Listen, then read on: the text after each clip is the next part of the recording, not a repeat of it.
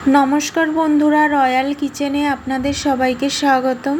আজকে হাজির হয়েছি চিংড়ি পোস্তর রেসিপি নিয়ে।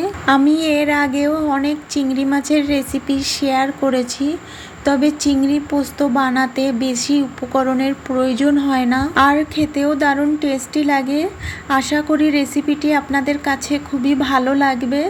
যদি ভালো লাগে লাইক, শেয়ার, সাবস্ক্রাইব করে আমার পাশে থাকার অনুরোধ রইল, আর ভিডিওটি না কেটে শেষ অবধি দেখার অনুরোধ রইল।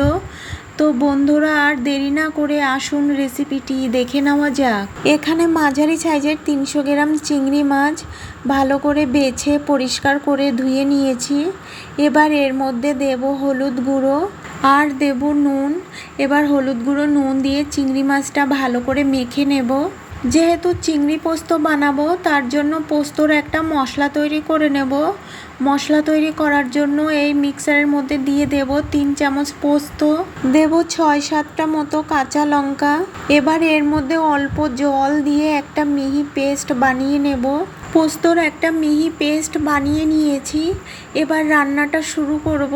প্রথমে গ্যাসে কড়াই বসিয়ে গরম করে নিয়ে এর মধ্যে দেব পরিমাণ মতো সর্ষের তেল। তেল গরম করে নিয়ে এর মধ্যে ফোড়নের জন্য দেব সামান্য একটু কালো জিরে। 20 সেকেন্ড মতো জিরেটা ভেজে নিয়ে এর মধ্যে দেব বড় সাইজের একটি পেঁয়াজ কুচি দিয়ে একটু নরম করে ভেজে নেব। 2 মিনিট ভেজে নেওয়াতে পেঁয়াজ অনেকটাই নরম হয়ে গেছে। এবার এর মধ্যে দেব পোস্ত আর কাঁচা লঙ্কা বাটা, দেব 1/2 চামচ হলুদ গুঁড়ো, দেব 1/2 চামচেরও কম কাশ্মীরি লাল লঙ্কার গুঁড়ো। এটা আমি সুন্দর একটা কালারের জন্য ব্যবহার করেছি। আর দেব স্বাদ অনুযায়ী নুন। এবার মশলাটা কষিয়ে নেওয়ার জন্য পোস্ত বাটার মিক্সার ধুয়ে অল্প জল দিয়ে দেব। মিডিয়াম টু লো গ্যাসে মশলাটা 4-5 মিনিট মতো কষিয়ে নেব। মশলা যত বেশি সময় ধরে কষানো হবে, খাবারের টেস্ট ততটাই বেড়ে যাবে। 5 মিনিট মতো মশলাটা কষিয়ে নিয়েছি। মশলা থেকে কত সুন্দর তেল ছেড়ে দিয়েছে।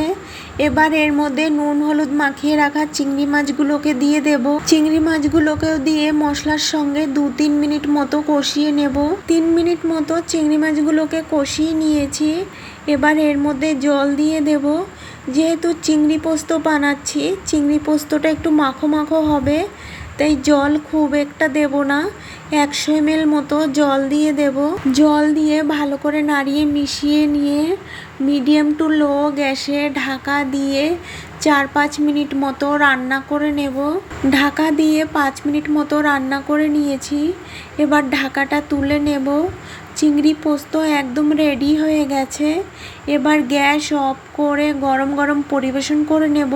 এই চিংড়ি পোস্ত গরম ভাতের সঙ্গে খেতে সত্যিই খুব টেস্টি হয়েছে। আপনারা চাইলে রুটি, লুচি, পরোটার সঙ্গেও পরিবেশন করতে পারেন। এইভাবে বাড়িতে বানিয়ে খেয়ে কেমন লাগলো কমেন্ট বক্সে জানাতে একেবারেই ভুলবেন না। আর পাশে থাকা বেল আইকনটি ক্লিক করে রাখবেন। এতে করে যখনই কোনো নতুন ভিডিও আপলোড দেব, সর্বপ্রথম আপনার মোবাইলে পৌঁছে যাবে। সবাই ভালো থাকবেন, সুস্থ থাকবেন।